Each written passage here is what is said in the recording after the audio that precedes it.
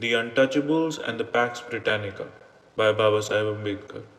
Part 4. From a certain point of view, the conquest of India by the British was an accident. As an accident, it has come to be regarded as a part of destiny. In this sense, Lord Curzon was justified when he said, quotation not given in the manuscript. Continuing. What have they done for the people of India?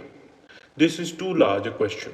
Many volumes having been written on it is unnecessary for me to add to what has already been said. I am reducing the question to a narrow compass and ask what have the British done for the untouchables?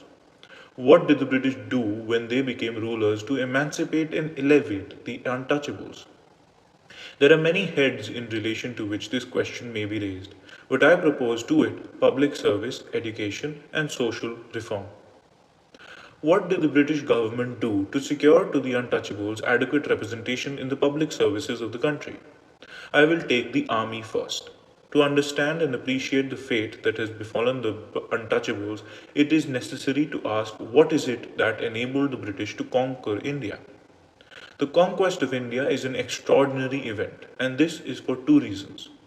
The countries which were suddenly thrown open to the European nations at the end of the 15th century fall into three classes. Vasco da Gama threw open countries in which, for the most part, thickly populated and which were governed by ancient, extensive, and well organized states.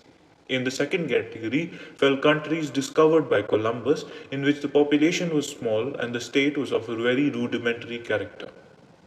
The third category consisted of countries discovered by left blank, they were just empty areas with no population at all.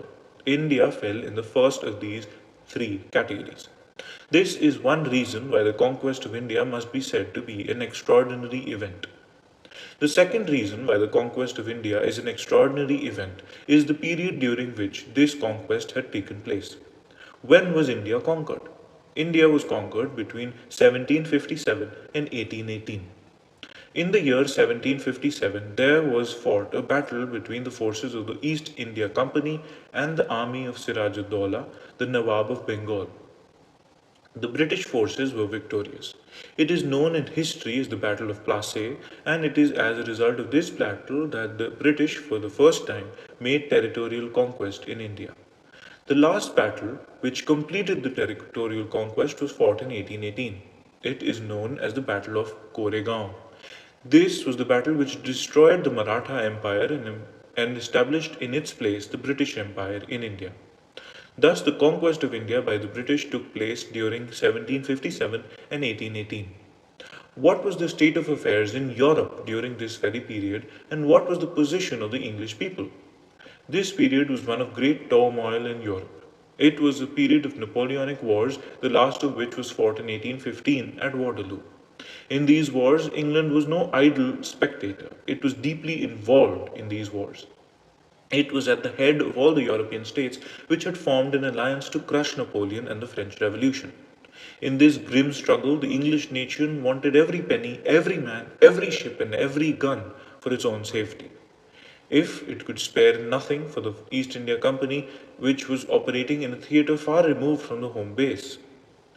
Not only could they spare nothing to help the East India Company, but they actually borrowed men, money, and ships from them to fight Napoleon in the European War.